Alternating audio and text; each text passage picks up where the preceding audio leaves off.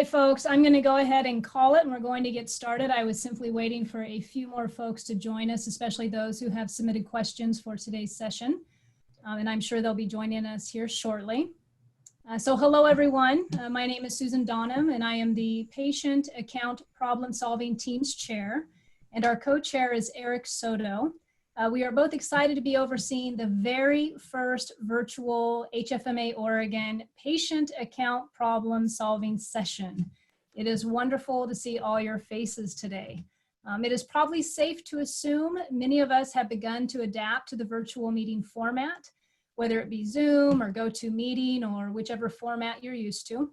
Having said that, I'm going to start off with a few housekeeping items, and then we will dive into our session, which I believe is going to be filled with informative peer feedback regarding your similar challenges, practices, workflows, and all of the above. For housekeeping items, first, I would like to offer a reminder of how much HFMA Oregon would truly appreciate your participation in filling out our survey regarding this session. You can do that immediately afterwards. There will be a link posted in our chat box. Also, there's a link in the chat box for today's agenda. And the agenda is simply going to be outlining the questions that will be asked. And I may be presenting those not necessarily in order that they are listed, so just an FYI. And then lastly, maybe the most important item of all, we have a 5 o'clock networking happy hour where we are going to challenge you to find out if you are smarter than a 5th grader. So I am sure that most of you will want to prove that you are smarter than a 5th grader and show up for that. And that's at 5 o'clock right after this. As far as the meeting is concerned today, I'm going to lay out a few guidelines which will benefit all of us in effectively creating an awesome experience. First, I'm sure you noticed once you join the meeting, you're automatically muted. This is for the greater good. If we notice some unwanted background noise, we will take it upon ourselves to mute you. If you decide to share, which we hope you will, just remember you have to unmute yourself. I will remind you of this in case you forget. You will notice also on the side, if you click on the participants, you'll see the list of everyone who's on the meeting. There will be an option in there to raise your hand. We're encouraging you to use this option if you would like to participate by offering feedback to the group. We would love to make this as close as possible to a live event. I know we miss being together for the live event. Your verbal participation would be greatly appreciated. However, you can also use the chat box and put your comments there if you would like. I will be deferring to Eric throughout the meeting, asking for those comments to be read. And let's see. So how this will work. I'm going to read the question. After I read the question, I'm going to defer to the person who presented the question if they're on the meeting. Hopefully they are. They will explain the scenario or their experience, and then we will open it up for the group to participate. Like I said, this is our very first virtual session in this meeting format. Hopefully we're going to just go smoothly. I think we will. So having said all of that, I'm going to go ahead and get started. And I'm going to start with, and like I said, no exact order, because I wanted to make sure everybody had an opportunity to get on the meeting. So the first question I'm going to start with is actually going to be the second question listed, and that's by Anna Huber, Single Billing Office Supervisor for Denials and Payer Relations, St. Charles Health System. Her question for the group was, how are other organizations dealing with outpatient edits on inpatient claims? Anna, would you like to elaborate a little bit, and then we'll open it up for the group? Sure. So not even sure if this is actually the right forum for this question, but we've noticed an increase in the last year, maybe year and a half, of payers applying outpatient edits, so CCI edits on inpatient DRG claims. Specifically pulling out things like ventilators or supplies and using that to reduce the total billed, which then of course avoids outliers. And if you're looking at a % of billed charges, reimbursement is going to decrease your overall reimbursement. So I was just wondering if others have been dealing with this and if they have any particular insights about what's been effective. Thank you for that. Group, who has some feedback for Anna on that topic? And if you need to reread the question, it's there on the agenda. Any feedback in the chat? And don't forget to unmute if you're going to talk. Yes. Yeah, okay. Can you hear me? I think I'm unmuted. Yes. Okay, cool. So Anna, I checked with Deborah Thompson, who's over HB billing, and she definitely agrees with you. Very frustrating. She says she gets furious about this. So we definitely experience it at OHSU. Her only real plan of attack is to block them contractually. So we try to engage our managed care contracting office. We present the actual cases to them. They're really the ones that hold a better relationship between the payers and the rev cycle. So usually we have to wait until time of next negotiation for our contracts and try to present that to them. Many times we're not successful at getting the payers to change their strategy. And so the only option we have at that point is to look at our total, the payer's total spend or our reimbursement for the year. If it isn't what we modeled during the previous contract negotiation, then we try to bump up the rates to take into consideration these particular denials and try to get either a compressed rate or an increased rate for the next negotiation contract period. It'd be interesting to hear from a payer side, if we have any payers on the call today, to see what they say when orgs come to them with this type of situation, because I know many times it's just sort of programmed within their system, but if they're amenable to sort of doing that rate increase, like I said.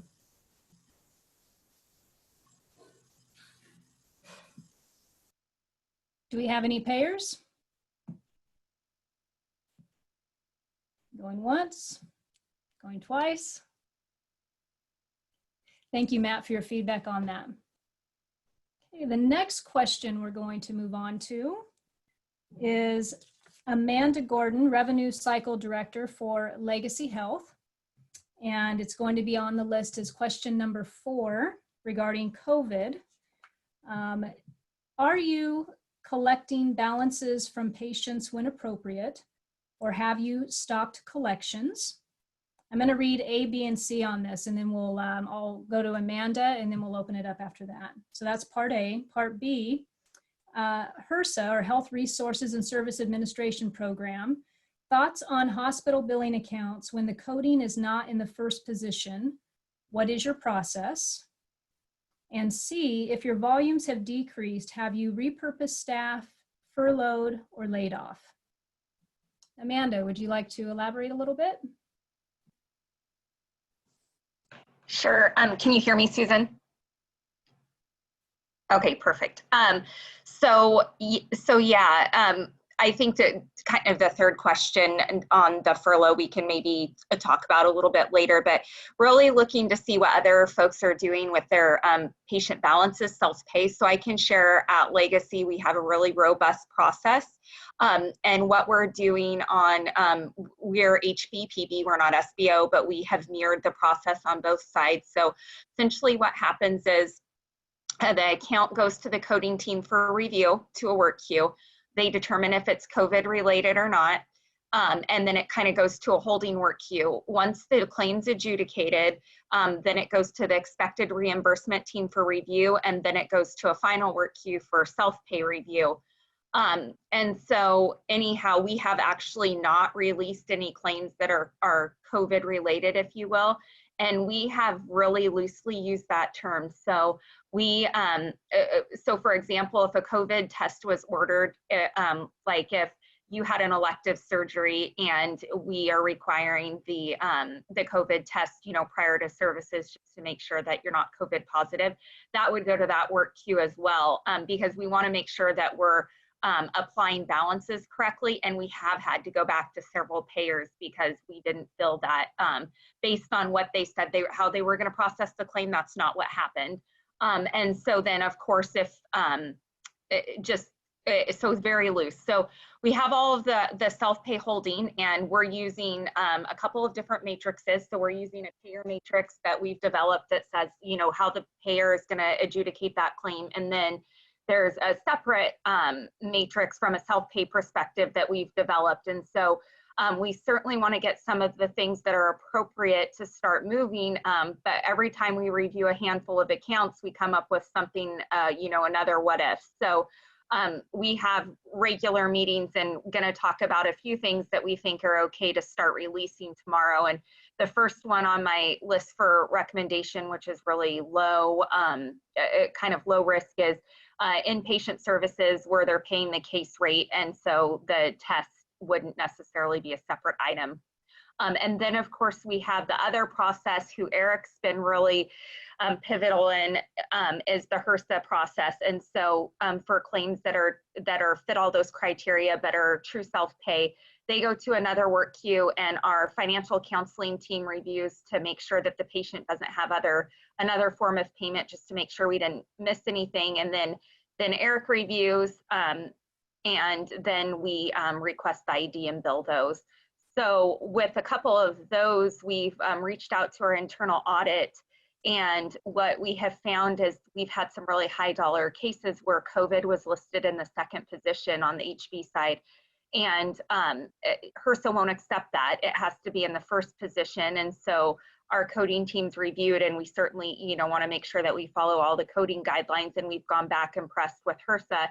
And we've been on part of a couple of collaboratives where people are actually changing their coding, but we didn't feel that we should be changing our coding so that we could submit per payment. So those are kind of, well, that's what our process is. And I was just curious what other folks are doing as far as with their self-pay, either true self-pay or balance after insurance. And Amanda, Nice, thank you. Do you guys, when you said the very first review, The volunteers? Whoops, can you hear me? I can hear you, Matt. Okay, your very first coding review process, did you say you're reviewing all transactions that are coming through? To see, the coders review those to see if they're COVID related? Kim, did you want to talk about the coding process, the coding review process?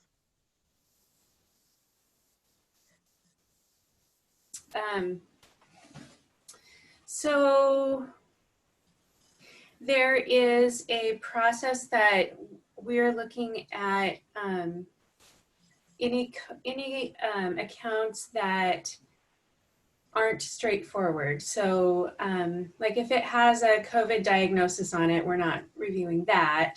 But because early in the process, there were only kind of generic codes that we could use, and because the testing wasn't standard, a lot of those have had to be reviewed 100%. And then, you know, then I think probably on a case-by-case basis now, as we're getting things back from the payers and really reviewing that cost share before it goes out the door, coders are looking at those on an ad hoc basis. And then we have just a few scenarios still more on the outpatient side, outpatient hospital side, where, and again, if that COVID diagnosis isn't present and the test isn't present, but some of those other things are, we're taking a second look. Yeah, great response. I mean, the reason I bring that up is that's the piece that we've been struggling with the most. Amanda, I loved your sort of detail on what you guys are doing, because it's very involved. It's very similar to ours. We're getting no money for this, right? So we're expending all these resources, but we're doing the right thing, because the national directive was patients won't be balance billed for the COVID test. So the way OHSU approached this, I think, is similar. You know, IMO, if you guys are familiar with IMO and you're using that, there's 5 IMO COVID terms out there that if the provider selects one of those 5 COVID related terms, then that qualifies the account to be COVID related. And if there's any self balances, those route over to a work queue, and then we'll adjust those off either through an auto action or a manual review. And, we'll go through primary and secondary billing to try to collect first. And then if there's any balance after insurance with a COVID diagnosis, those get written off. Hey, Matt, can I ask you a question about the 5 IMO? Sorry. Yep. The IMO terms, and my phone just buzzed with Terry saying IMO. I was wondering about how you selected the 5 terms, because when we first reviewed all of their terms that they provided for us, it was a list of like 40 or 50, and we did whittle that down. But I was curious how you developed that list of 5. Well, I can't take credit for that. One of our physician champions was the one that looked through the system, essentially. I mean, Epic provided the list, and there's like 40 of them or whatever. They went through them, and we narrowed it down to exposure to 2019 coronavirus, infection due to, pneumonia due to, real-time reverse transcriptase, and then suspected coronavirus. And it turns out that was 1, 2, 3, 4 diagnosis codes or ICD-10 codes. So if the physician got that on the account, then we said, we're fine. That's great. That's COVID related. Now it is interesting. I personally took 10 accounts and reviewed those, and some of them could have went one way. Others could have gone the other way. They sent some of them off to testing, and actually the testing came back as negative. And what the heck do you do at that point? So we had to keep it as simple as we could. Those were the 5 diagnosis codes. If those had them on there, those went through. We knew we were going to get patient calls in the back end saying, hey, look, I heard Trump say that I didn't have to pay for this. Why am I being billed? So my customer service folks are on the hook to review the account, and we're being very generous when it comes down to, okay, well, it looks like you did have some, COVID discussions with the providers, and we'll adjust that off on a one-time but non-precedent setting. Then the other more straightforward process is that we looked at the COVID-related CPT codes. So if they had, let's see, where were they at? 87635, which is the COVID test, technical component, or the U0001 or U0002, those were automatically routed to the work queue, and obviously patients weren't charged for those. So, without going into many more levels of programming, that was sort of our approach to the process. It somewhat seems to be working. And again, I think it's just managing the patient expectation when they call if we got it wrong. The ones that really concerned me were the inpatient cases, high dollars, large out-of-pocket responsibilities for patients. So the coders, my inpatient coding team was really reviewing those on a case-by-case basis, just to make sure that made sense. We also had the departments like in surgery, and Amanda, I think I heard you say this, that anytime a patient was going to have surgery, we sent them off to get a COVID test. And, that would actually flag the account with a potential IMO COVID diagnosis code, but we needed to make sure that didn't apply to the surgery. If it came back as negative, it didn't apply to the surgery and the subsequent visits that came down the line for those. So we have some rules in place to make sure that doesn't happen, and we are billing the patient appropriately. To your second point about HRSA, we actually went down the road of changing our diagnosis code based on the HRSA rules. So we overrode coding rules for this special patient population. It was not a popular decision, but we did go down that road to get the claims in because we thought the money would run out if we didn't make a quick decision, and we got compliance on board to agree it was a business decision, and we moved forward with that. Have you received payments on those where you switched the position? Yeah, because they had no idea, right? That right. Our original, they're not asking for records or anything like that. Now, I mean, we haven't gotten a lot of money from HRSA. I don't think anybody has. No. But we have gotten money in on cases along those lines, yeah. Okay, thank you so much. Hey, do we have any other feedback on that one? That was excellent. Okay, I'm going to go up to question number 1 with Evan Martin, Patient Business Service Director for Revenue Cycle Legacy Health. And I'm going to read the whole question, and then I'll go to Evan. Is your organization using a third-party clearinghouse for notification of admission, a 278N, or submitting tracing prior authorization 278 RI request? If yes, whom you using? If no, are you using an RPA, robotic process automation, or AI, artificial intelligence, vendor to support the above? If yes, who are you using? If no, did your organization build out notification of admission directly with payers? Which one if yes? Does your organization currently load notification and using payer portals for authorization manually then? So there we go. You can reread the question if you need to. And Evan, do you want to elaborate? Yeah, so we're just trying to look at our 278 notification of authorization. Several health plans have been instituting new policies associated with that. Even recently where they only receive fax notification, but now they're wanting to have individualized fax notifications versus grouping them together. At Legacy, we have built out with UHC and Aetna directly for 278 notification, and we're in the exploratory phase of vendor clearinghouse to support future growth and expansion of that, but also looking at what are other opportunities with leveraging a clearinghouse for tracing of authorizations requested by providers' offices for elective services, or even being able to leverage it going out to tell you if an authorization is going to be required, and reducing the amount of time just to get a status saying, yep, it's authorized, here's the number.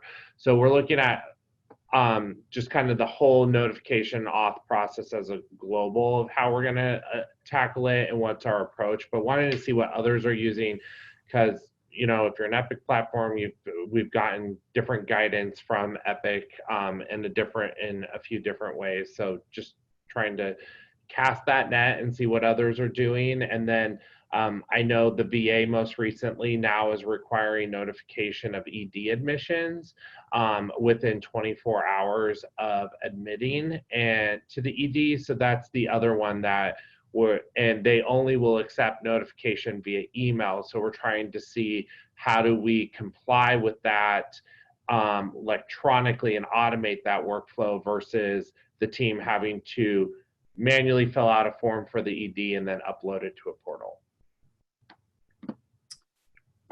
Hey, Evan, it's Michelle Cooper with OHSU. I know just enough to be dangerous, and I will tell you what I know, and then I can get you in contact with the person who really knows a lot more detail. We have also been live on the 278N for UHC for quite some time. We were never successful at getting anything else live, but I'll be honest, we also didn't put a lot of effort into it as far as the 278Ns. And then as of last week or the week before, we went live with authorizations through a company called Valor, where they are doing 278, the authorizations and the responses back through that. I know that it's going fairly well. There have been obviously, is like anything else, there have been some hiccups, but that overall it's been going well. Christy Cushman is our director of that group. And so if you want, she would have all the nitty gritty details, Evan, to give you more information, and I'm happy to connect you guys. Yeah, thanks, Michelle. I think the only thing I would add, Evan, is that Valor is looking to take on the notice of admission piece of it. That wasn't part of their scope when we originally contracted with them for the authorization side, but they know that this is a needed piece to our revenue cycle. So we're excited to hear about that. I'm sure that'll probably come at an extra charge. But we are very excited with the Valor product. We got a lot of high hopes here on automating our authorization process, and then being able to expand our central team, because right now we manage probably about 40% of the Hill or the clinical departments, And we want to be able to expand that without adding more staff through the automation of the authorization. And then obviously the proof will be in the pudding when you see our denial decreases, our authorization denials decrease as a result of some of this automation that we're putting in. So very excited about that. And I told Christy I would love for her to do a presentation at an upcoming HFMA conference on this. Hey, Matt, this is Terry, just really quick. Hi, Terry. I can't see you. Where are you? Yeah, we'll just leave it at that. But hey, great to see all your pictures and your faces, you guys. This is awesome. And yes, I took a picture of you guys. You guys rock. I'm so proud of you. But anyway, Matt, did you consider at all, or did you even do a comparison with looking at RPA bots versus the Valor system? Yeah, I'll put that up there. There's Terry. We looked at some of the bot well, no, I should say we were too early in our RPA experience to try to take on such a complicated process as authorizations. I think there might be some opportunity out there. You know, we are doing bots with a refund process and now going out and getting some payer eligibility information with our RPA process. But Valor came to the table sort of being their core skill set. And I think after the implementation process, which took us about a year to be honest, it's proving to me that this is a very complicated piece of automation that I think we wanted some experts to help us with as opposed to trying to build it ourselves. I hope that makes sense. Yeah, that makes sense. And honestly, that's what we were leaning towards. But knowing so many folks are in this space, oh dear. Bye, guys. Did she really have to leave? Yes, so. No. Oh. He is so kooky. No, that would be helpful if you guys don't mind having Christy connect with me so we can get more information. I just sent an email, Evan, for you both. Okay, thank you, Michelle. Is anybody else doing anything around it?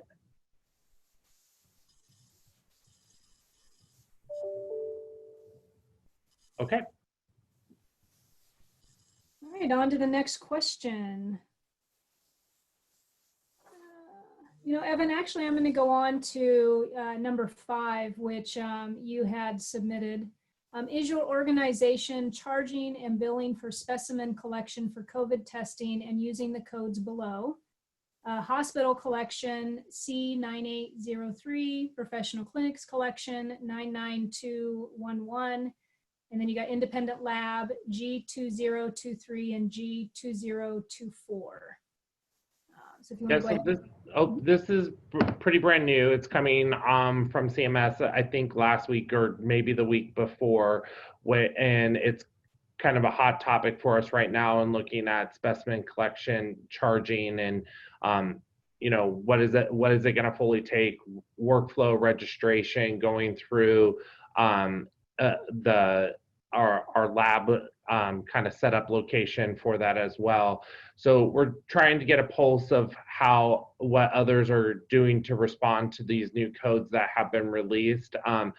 We're also trying to go out and research what are the health plans going to do for a reimbursement perspective as well associated with them, but kind of wanted to see what others are doing based off of this CMS enacting some of these new codes, especially where maybe you have a reference lab and the specimen's coming from the nursing home, but you're sending a phlebotomist or whatnot for those distinct orders, or what is your organization doing for even your drive-up mobile labs that many of us have instituted to be able to do the specimen collect? Are you charging for those? If so, which code set are you going with? And from there, based off of time and reimbursement too, knowing that you're going to have to fully reg out everything versus just a specimen itself. Hi, Evan. It's Kelly. Can you hear me? Yep. Hi, Kelly. Good, hi. So at OHSU, we did talk about whether or not we wanted to opt to bill for the collection. Most of our collections are happening in our drive-through clinics, so we have 2 locations. We do see at this point hundreds of patients a day, and we opted not to bill for a collection charge. We knew that we have problems getting paid for that, and so we made the decision not to bill the collection fee. Thanks, Kelly. Anyone else? Hey, Susan, can we just add, I don't think we have polling capabilities, but I'm just wondering for the other organizations that are represented, I'm just very curious to see how many people are actually billing for the collection. Evan, it sounds like you guys are. We're not, we haven't made a decision yet, Matt. We're doing our research. We're meeting a couple times a week about it right now, trying to really weigh the pros and cons. Initially, right now we're not charging for it. We set that up initially, but now that the codes are more codes are active, Right. the question has come up from our lab leadership and also LMG. Do you know the approximate reimbursement on those codes by chance, like Medicare's reimbursement? I don't off the top of my head. I think, yeah, really quick, $24.99 and potentially 20. There was, I think, one commercial said $23.99. One said I think Medicare maybe $24.99, and one of the Medicaid said like $40. But the majority of it, we're still researching, like, you know, if you will. The assumption is folks will follow the Medicare rate at the $24.99. And Terry's the Evan black box because I sent her my link. I'm gonna figure that out. Okay. And Aaron, it doesn't sound like you guys are charging. I saw your head nod or head shake. You're still on mute.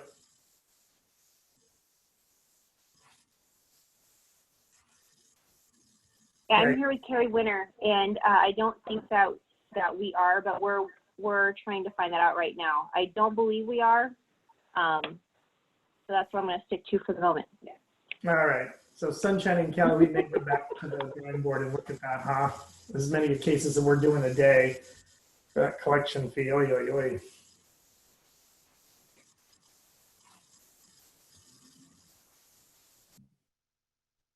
Okay. Going to go on to Nicole Balby with Legacy Health. It's question number 6. How is your organization managing double Regents coverage crossover claims? We have seen an increase in denial association claims when patients have dual coverage by Regents and Regents adjudicates the claim, but we end up sending a secondary.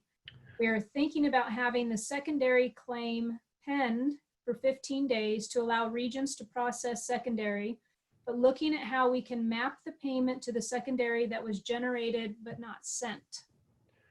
So Nicole's not here, so I'll cover for her today. So Regents actually asked us to bring this question to HFMA because they are not finding our crossover, the other organizations that are on Epic's crossover claims denial rates to be in comparison with legacies on that. So asking our Epic peers out there, what did you guys do for build configuration not to have secondaries go so that it allows for that time? Because that's where we're seeing our duplicate claim denial with Regents go up. It's primarily with dual coverage and crossovers.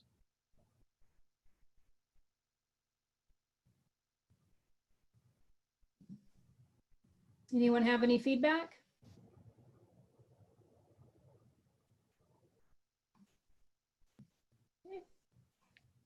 Well, Matt, you're on mute. I know, I was saying, sorry, thank you. I know we struggle with this one. I think Tammy Bickle may have dropped off the call. I was hoping she might be able to chime in on this one. But if not, let me get with Deborah and see what we're doing. I know there was a timing issue and we were in the situation of getting a lot of duplicate payments and having to do a lot of refund situations. So I'll get with folks after this call and email you back. Okay, thanks, Matt. Okay, and so for Asante, for our professional billing, we have a process in place for Epic to actually hold our claims for the 30 days for Regents. So if you have Epic, reach out and we can talk about what that edit looks like, or that hold looks like. Yeah, we do. We do have Epic, and we are you seeing them actually process them within the 30-day? We don't even send them within the 30 days. Epic holds them for the 30 days and then we send them. Right. So what was your question? So for us, what we've seen is we've held several. We've manually put a hold on a few to test, but when Regents is processing them, they're not processing them within the 30-day hold. We've seen a lag in that for the payment coming in when they auto sent the crossover to their other side. So that's where we're trying to see what is that timing that others are setting so that it doesn't just send after, in that regards. Because it's like a Regent, it's like a blue card to a Regents, and they'll self-adjudicate it over as a secondary. Mm-hmm. We also are experiencing when it goes from like Medicare to a Regent secondary coverage. That's a great question. Then I will have to look at that and see what our claims do. I am not sure. Yeah, I think Evan, we'll do some follow-up with Tanya Rickner, who is also another one of our rev cycle leaders, and we'll follow up with you if that's okay. Yeah, thanks, guys. Yeah, no problem.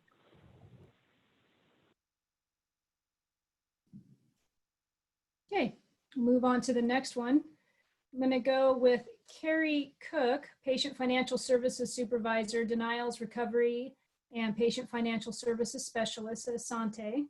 How are other organizations managing Regents of Oregon and the lack of communication with Blue Card resulting in delayed payments, inaccurate denials, and a lack of resolution to issues? Any tips and tricks for optimizing workflows? And I'm not sure if I saw Carrie on the call on the meeting today. There's a couple phone numbers with no names. If you're out there, Carrie, if you want to share. And if she's not, does anybody want to talk on that topic?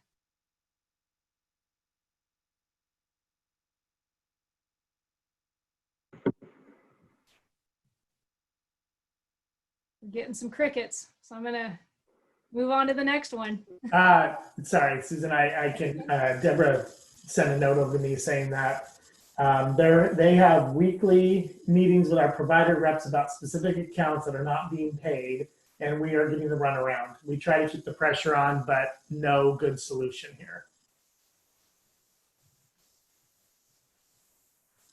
We also are doing provider rep meetings with specific payers, but what we have found is with a lot of our provider reps, we've benefited being able to do smaller chunks. So sending them 10 to 20 accounts at a time versus sending them these large mass escalation lists because they just won't work through them. So by doing these smaller chunks more frequently, we've gotten some really good traction and looking at it from all of those perspectives and range. And Matt Boss is actually on, he's our provider management analyst who does a lot of that work. So if they have more questions, they could reach out to Matt and he can help.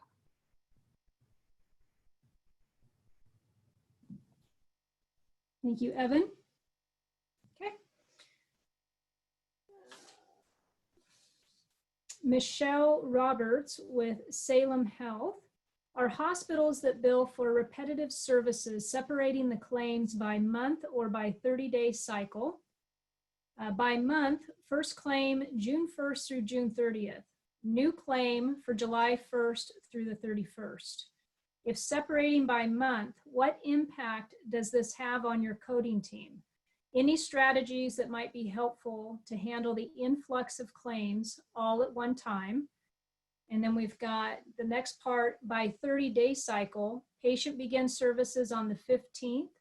First claim, June 15th through July 15th. New claim, July 15th through August 15th. Anyone have any feedback on that one? Yep, I can jump in. So we do this for our therapy claims for Medicare and RAD-ONC cases for VA. We do strictly by month, not a 30-day cycle. So it's July, August, September. It can have a beginning bubble, but it all seems to even out once you get into the cycle of doing it monthly. Almost exactly the same for legacy.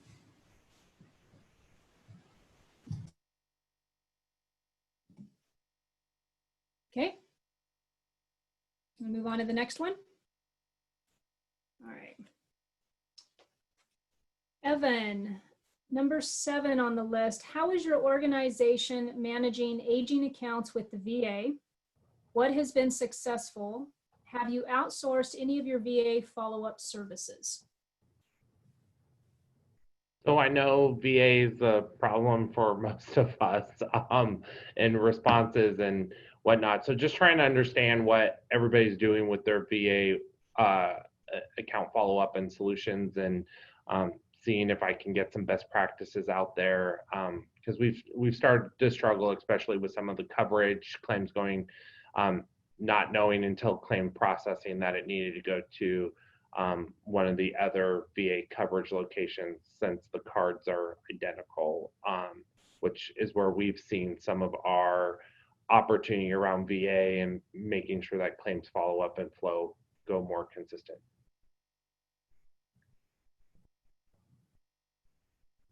Has anybody got any feedback? So Evan, I mean, I'm sorry, we're in the same boat as you. You know, I will say Jen's on here. We use Triage. They're amazing. They always help us get the claims that should have been paid that haven't. We have weekly meetings with VA. Seems to fall on deaf ears, or they say they're going to do something and they'll do it for a little bit of time and then it breaks. It's, as Deborah says, it's moving as slow as molasses. So a constant struggle for us. I know there's some vendors out there that claim to specialize in VA. I haven't bought into that yet, but boy, I would love to hear feedback if somebody locally knows of a good outsource that deals specifically with VA.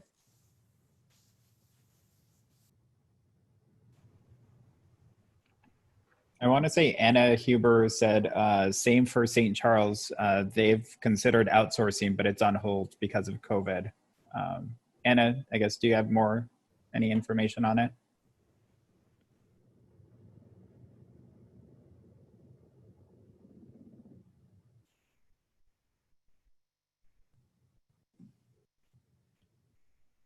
Okay, and then it looks like Aaron commented that Asante have recently received direction to bill Tri-West for VA. Oh, there's some more from Anna there. What we have found to be successful is a lot of pre-claim review to route to the correct payer. Molasses in winter. Hold one moment.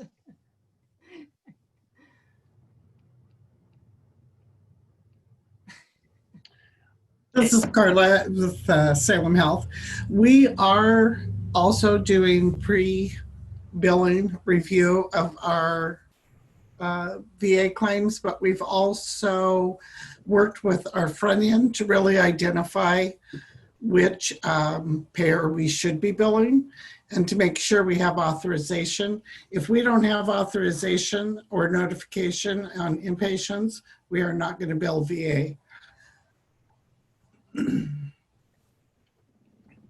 Thanks, Carla. Mm-hmm.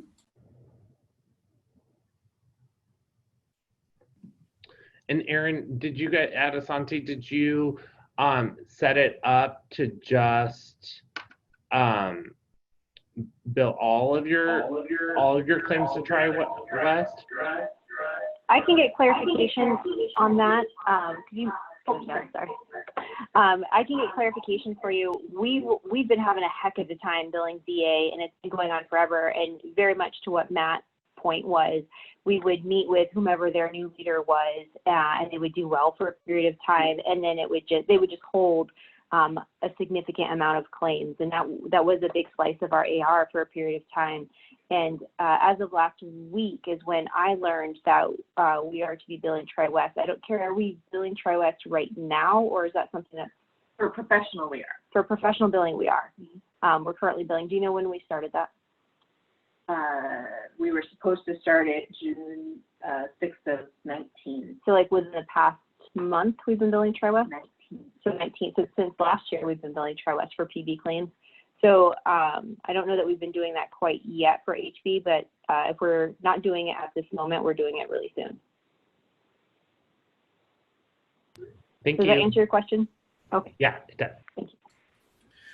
Matt, or Evan, I'm sorry, for the notification for ED, those are coming back. We're getting authorizations back on all of those notification, and those do indicate who to bill for HB.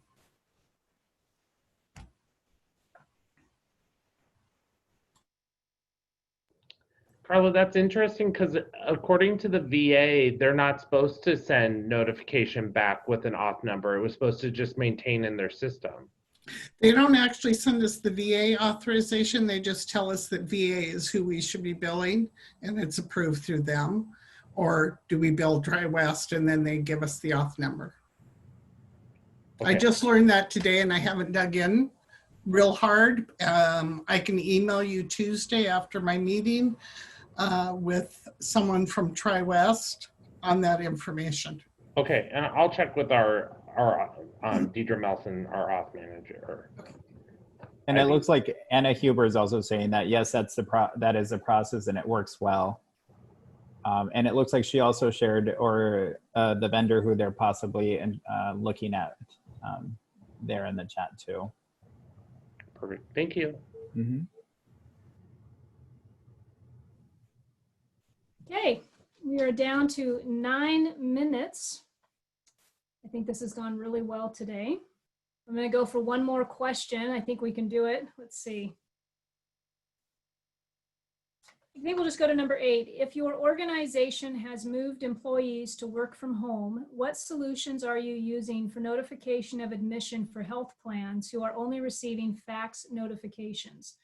How many staff do you have also doing notification of admissions? And that is from Evan. I can go first, if that's all right. So we currently have, for our 3 hospitals, that takes up 2 full-time FTEs per day. Now we've cross-trained, so technically we have like more people that can do it, but for the most part, it is like a 9 to 5, 2 individuals at least that are working a work queue for our volumes. The fax notifications are really challenging because we often don't get a chance to kind of follow up on those until the day after. And so we do see that in our denials that they haven't received the information like the day that the patient is an inpatient. And so we're currently working on a process to try and smooth that over. We're just not there yet.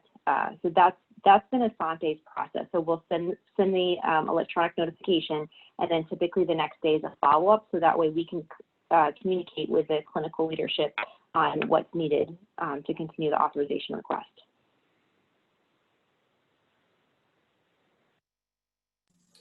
And Evan, on our side, Christy tells me that we utilize WriteFax, which does both incoming and outgoing faxes. So our team just makes PDFs of the notification paperwork and sends them through WriteFax. I'll add that to my email to her because we attempted to do WriteFax and it didn't work correctly. So I'm wondering if she can get me in contact with the right IS team member over there to get build configuration, because that's where we've struggled. We've looked at that option a few times now. Okay. Evan, I think this is Michelle Cooper. I think one of the things we had to do is we use Adobe instead of just the Adobe PDF reader.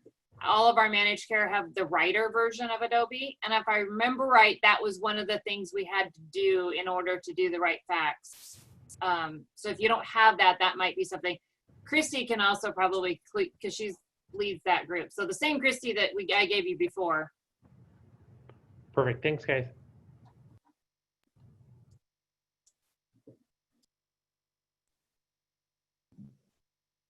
And Anna Huber did add that St. Charles also uses WriteFax. We are down to the end of the meeting. Does anyone have any last minute comments that they would like to make, or anything that they feel the group would benefit from before we wrap up the session?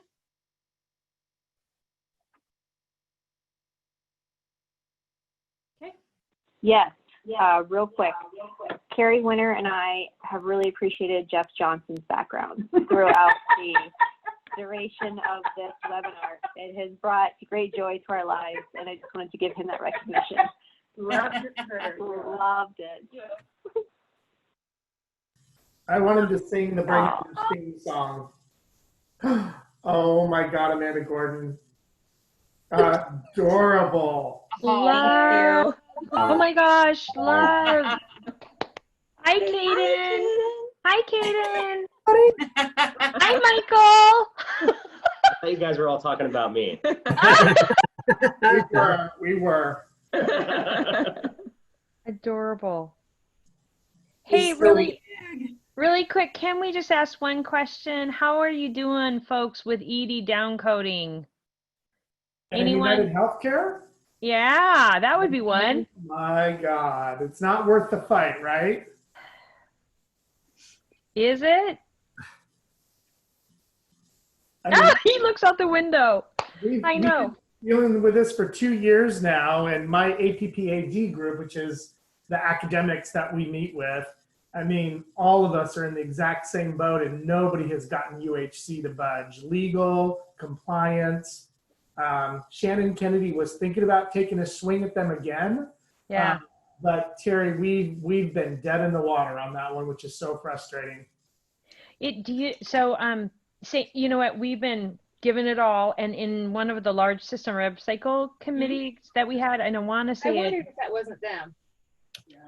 Oh, anyway, basically they had said, fight, fight, fight, don't give up. And it was Ohio, I think it was Ohio, and it was Atrium out of the Carolinas, the formerly called Carolinas, Steve Burr. They were like, they hired FTEs to fight, fight, fight these. And so I'm going to also get an update from them to see if they've seen any additional like changes where they're giving up, because everyone's recommendation was don't give up, keep pushing. And I know it's not just United, but yeah. So thank you for that, Matt. It sounds like we're all still in the same boat there, and yeah. Crazy. Yeah, no, I agree. Maybe you can reach out to Dustin. Oh yeah. That's okay. Chris liked that idea. Yeah, I like that. And then, hey, how about this? How are you all doing, guys? And the whole, everyone, so many folks are working remote and managing staff, some in the buildings, maybe your hard copy work, and so many folks are now remote. How's everyone doing? And does anyone have some recent like magic or ahas to really keep people engaged besides watching Jeff Johnson dance? Mm-hmm.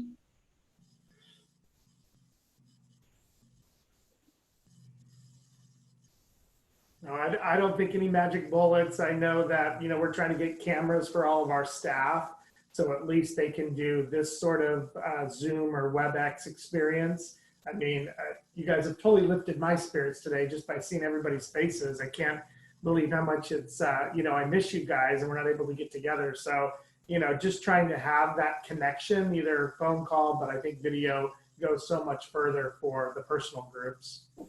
And we've done some staggered scheduling for our billing staff that come in, once every other day in order to make sure we can maintain social distancing in the small sort of office that we have. So. That's awesome, you guys. All right. Well, a great meeting starts on time and it ends on time. And I do not want to be in trouble for a networking happy hour event running late or starting at the wrong time or tech committee, right? But I think today went excellent. I'm so glad you all showed up. And I really do want to say thank you to the folks who submitted the questions. This really makes our job easier because it provides a format for us in which we can share when we go into this meeting. And as you can tell, we got through all the questions and then there was still some more. So that's my planting of the seed for next round to please give us your questions. So greatly appreciate all of that. As a reminder, please fill out the survey and let us know your feedback on the session today. And I think other than that, I don't think, Eric, am I forgetting anything, or do you think we got it covered? Think we're good?